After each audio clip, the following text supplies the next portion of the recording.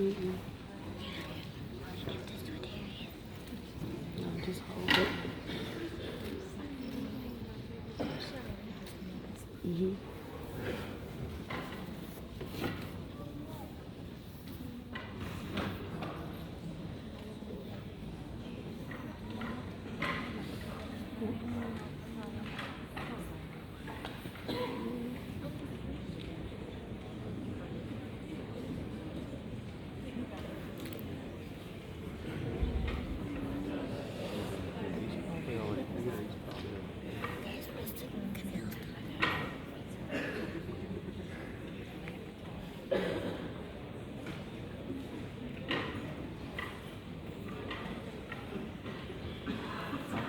Singing, he's on the front row. Right there.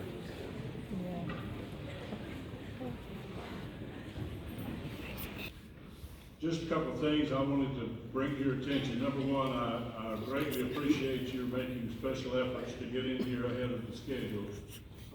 Not many nights do we have this many events going on a large campus with all the things going on out there you can see, and you were great about getting here. We greatly appreciate that. I would like to ask that you be reminded to take your cell phones and put them on vibrate or cut them off. I try to always leave mine in the car. That's the safest way to do it. But I just want to remind you of those two things. This is a great event, one of the highlights of our school system. This time of the year, we have numerous events. We also can't miss having some conflicts. We had to make some adjustments tonight, and for those of you that had to adjust, I hope we can get everybody where they need to be in those places. So again, I want to welcome you tonight. Sit back and enjoy. I want to congratulate our students for the recognition. I also want to congratulate the parents. They had a little bit to do with this. A lot of the extended family and all the good things that you've done. And I also want to thank you for your support, not only of your students, but also support of our school system. Thank you and enjoy the evening.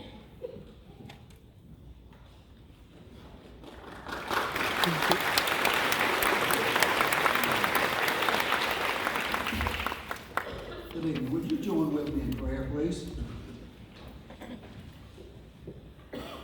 Lord, I want to thank you for the qualities of great character that are displayed by those that we are honoring this evening.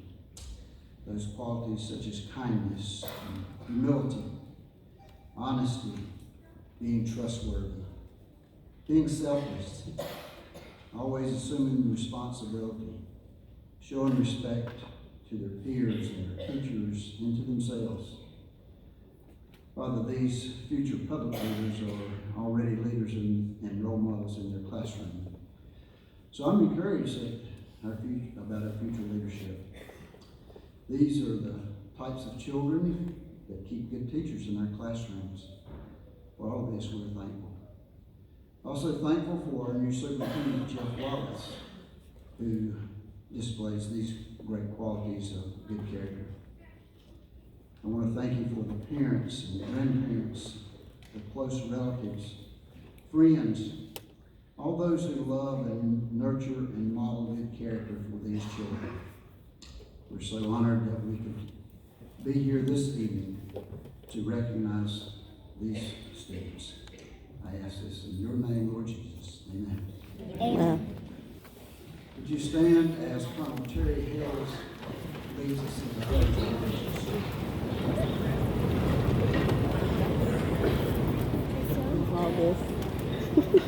Good evening, everyone. If you will, face the flag of the United States of America, put your right hand on your heart, and join me in the Pledge of Allegiance. I pledge allegiance To the flag of the United States of America and to the republic for which it stands, one nation, under God, indivisible, with liberty and justice for all. Thank you very much. Take your seats.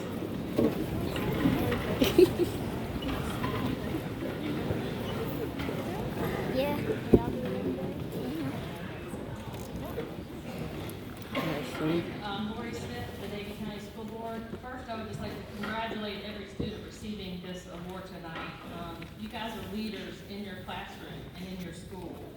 Your friends and your classmates look up to you and respect you. Your teachers have nominated you for this special recognition to exemplify good character and integrity, kindness, and respect. Keep doing the good things and making positive impact on your school and your community. And now it is my pleasure to introduce to you our key speaker for this evening's program. Mr. Ryan Showalter is the campus pastor at Calvary West in Advance, where he has served for the past 10 years. He is married to his high school sweetheart, Meredith. They've been married for about 12 years, even though she went to UNC. I went to UNC, so I like her. The Showalters have 4 kids, all under the age of 7. God bless you. Mr. Showalter graduated from NC State University with a degree in political science and Southeastern Seminary with degrees in apologetics and applied theory. Please help me give a warm welcome to Mr. Ryan Showalter.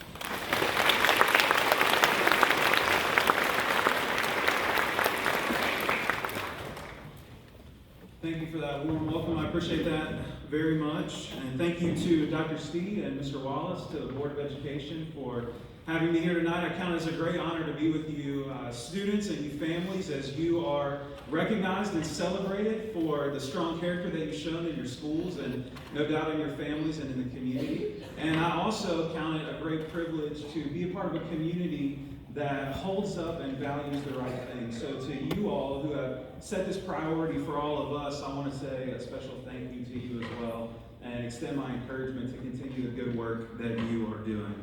So congratulations to each of you students as well, being recognized for your character tonight in front of your peers, in front of your families, and in front of those who have authority over you, who have seen something in you and want to celebrate you for that thing tonight. I want to say well done to each of you in that. You know, it's not just you, though, that are developing that character. It's these folks who are setting that priority for you, and it's also for your families. And so thank you to you families who are helping to cultivate the character of your kids in your homes. You are providing both them and the world an immeasurable value as you do that. So students, I thought it might be cool if we thank our faculty, our staff, our administration, your principals and teachers, as well as your families who are investing in you and celebrating you tonight. Can we thank them for just a moment?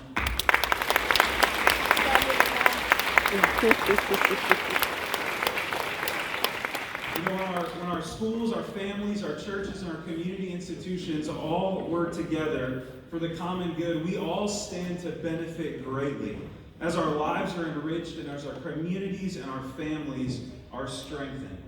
And as I get started tonight, they asked me to speak for just a few minutes about the importance of character development. And being back here in a school, you know, it's been a while since I've been in a school, but I thought about some of the things I did in school that stood out in my mind. And students, you may be able to think pretty quickly about an assignment that kind of pops in your mind, maybe for good or for bad, right? But it's something that you remember. You may have enjoyed it and got a lot out of it. It may have been something that was a struggle for you, and that's why you remember it. But I'd say probably all of us can remember at least a couple of things that stand out in our mind from our time in school. And usually, it's not because of the grade that you received that you remember that thing. Usually it's because of the work that you put in and the lesson that you learned from it, that it stands out in your mind even years later that you can reflect back on. There's 3 big ones for me that stand out in my mind from my time in school. The first is from the 8th grade. It had to do with a book called Watership Down that we were reading. And can we get the lights? Has anybody else read that book in the 8th grade, Watership Downs? Anybody? Oh, all right. Here's to you. Okay. So the book has to do with a rabbit society, and I found it thoroughly unenjoyable. And so my teacher asked if anyone in the class had a rabbit that they would like to bring into school. And so a girl raised her hand, and we set the date for having that. And I thought, you know, I bet I can figure out a way to stop this. I bet I could. So as the rabbit came by my desk, I pretended to have an allergic reaction to it. Fell out on the floor, acting like I couldn't breathe. Teacher calls the office, they call 911. And then after I couldn't hold my breath any longer, they called my mom. And so I learned something from that assignment. I learned not to joke about allergies. Adults don't find it hilarious like kids might. It's not funny, and in the end, you will pay a hefty price for that practical joke. That was 8th grade. In high school, I remember an assignment in the 10th grade. I was a sophomore, and we were reading a story about a guy named Cyrano. Cyrano has a love interest, but he is not attracted to her, even though he has a great amount of desire for her. And we were picking parts to read during this assignment. And so Cyrano, though, is very eloquent with his words. He writes beautiful love letters. And so I volunteered to read those parts because I had a crush in the 10th grade. And so I went to her desk, I kneeled down in front of her, and I read the love letters from Cyrano to her in class. And I remember that because she is now my wife. And so if you're in the 10th grade and you're looking for a wife, I gotta tell you, it worked for me, it worked for you. It stands out in my mind so clearly, even though it was years and years ago. A final one that stands out in my mind is when we read a book, senior year, called Heart of Darkness. And I keep this book with me in my office because Joseph Conrad wrote this book in the early 1900s, and he does such a great job capturing what it means to be human, the dangers that are involved in believing lies about who you really are and what's really best for you, and how that can lead to what you think is your good, but in the end is really your destruction.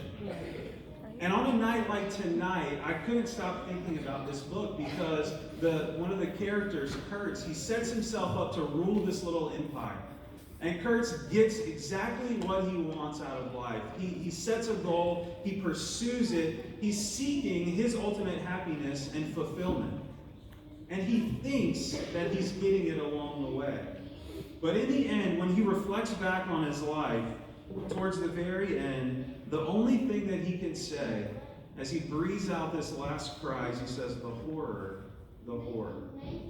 And he thought he was getting everything that he wanted, but realizing at the very end that he had only ever invested in himself, that he had only ever done what was right and good according to himself, that he set his desires in front of himself as if they were the ultimate good, and he pursued them recklessly and no matter the cost.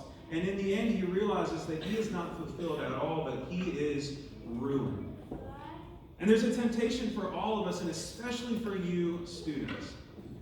As you see the educational career that is in your future, some of you have a long way to go, some of you are on the verge of stepping into the next chapter.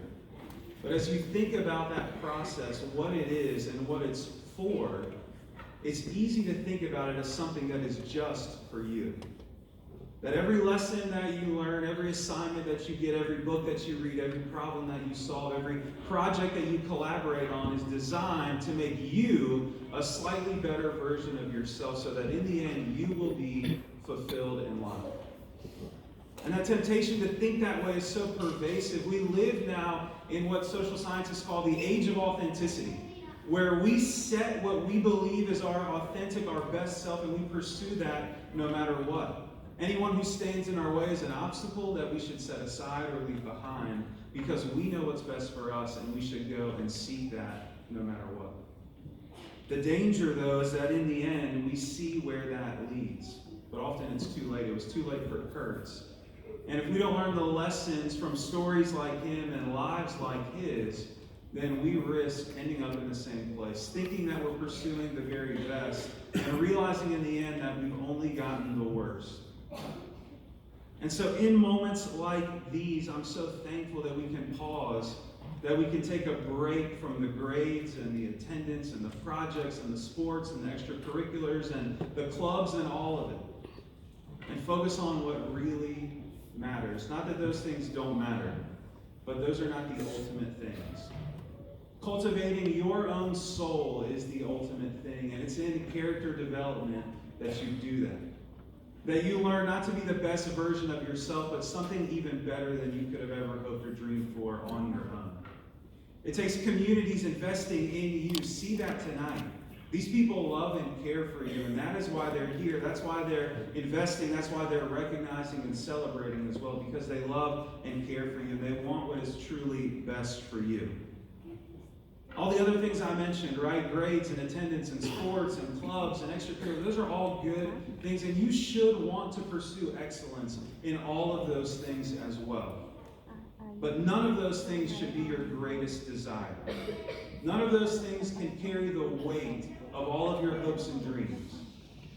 Only cultivating your soul, cultivating your character can really do that.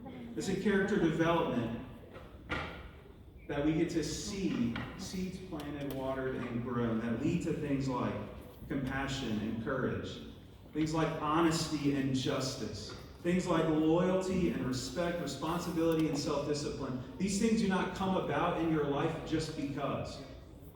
You're not being recognized tonight because someone happened to notice something good about you and thought, that was nice.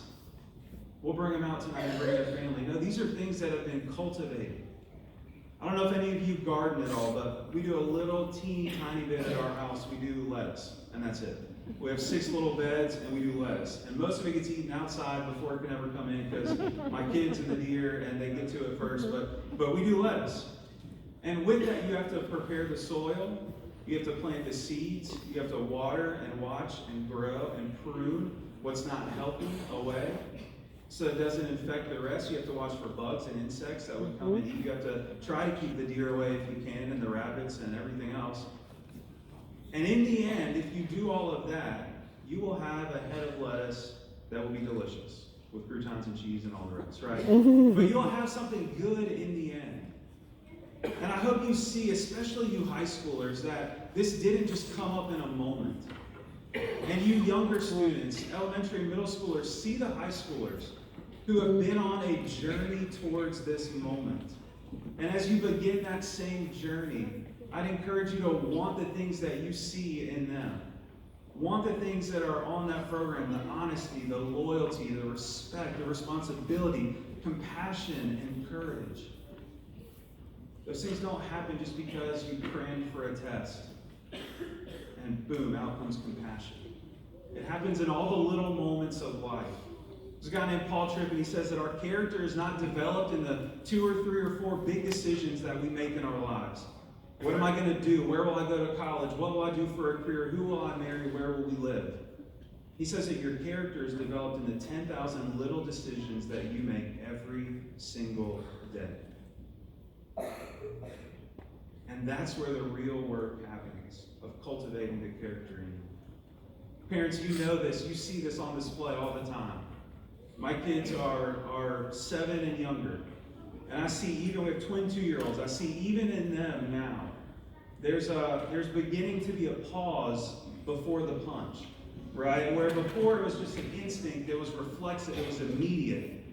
Now as we train them, there's a bit of a pause. The punch still comes for sure, but there's at least a pause in there, right? Should I or should I not?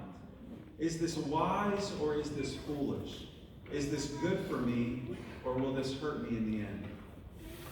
That's where character development happens.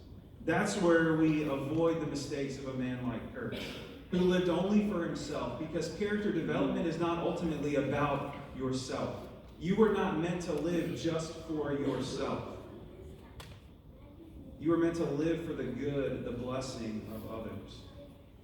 Developing and cultivating your character does that. You're here, you're recognized tonight, not just because of something that someone saw in you, but because of the way they saw it play out for the good of others.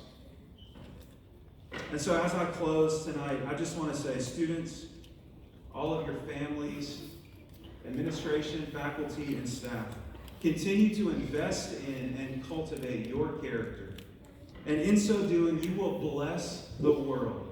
You will work for the good of others in ways that right now you cannot even imagine.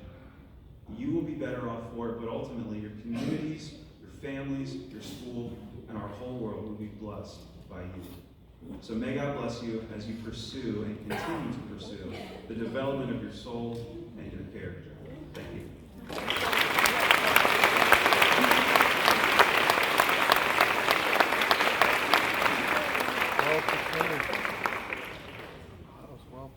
Wasn't he awesome? Yes.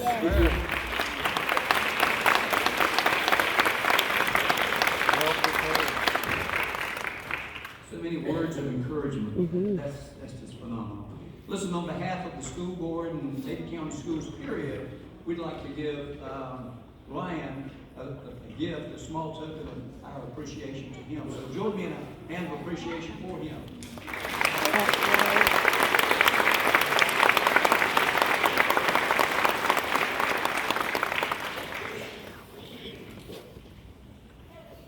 Coach Wallace. Thank you, Pastor Ryan. We appreciate those words. Parents, students, again, thank you very much. We can never say that enough. I think most everyone on this stage tonight has children, and we understand that can be difficult, but I can assure you that we appreciate it very much. And the investments you're making in your children is obviously noticed by others, and we'll, as we've heard tonight, we'll lead them to a much better life and quality life. At this time, our program doesn't reflect why I'm here with you, but we have some high school seniors that need to be at another location because of other accomplishments. And they will need to be at the Oscars night with the Davie Community Foundation for a scholarship event. So at this time, I'm going to call up 5 of our high school seniors to be recognized, and then they're going to exit and head over to the Oscars. Are we ready? I can't see over there, so I'm assuming it's staged. All right. Mikhail Harris.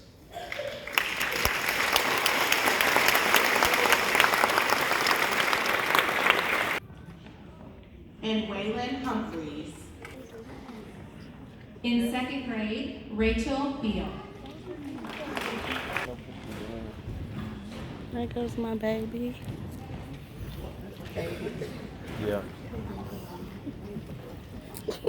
Good evening, I'm Sarah Myers. There he is. He don't know what's going on. Is Michelle. Mind ready to learn and a heart ready to be kind. So imagine. You know, the middle school, right? South there in the middle.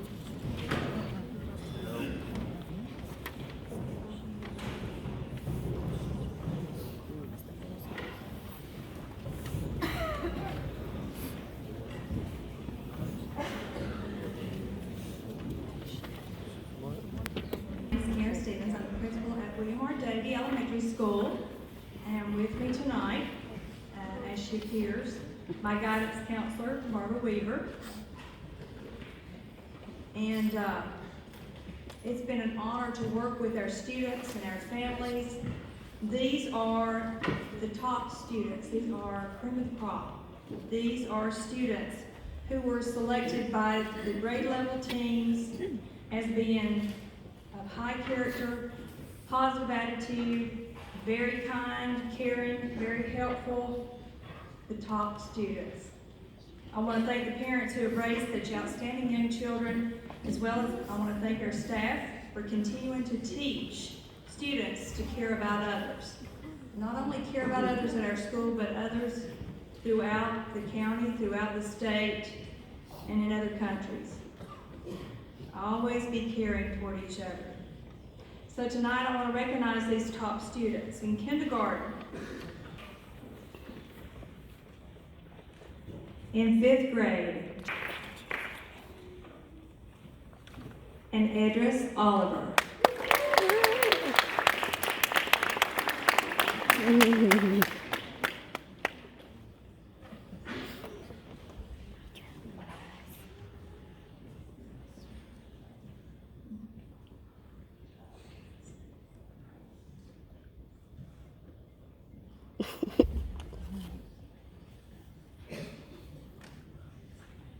Please give William R. Davie star students a big round of applause.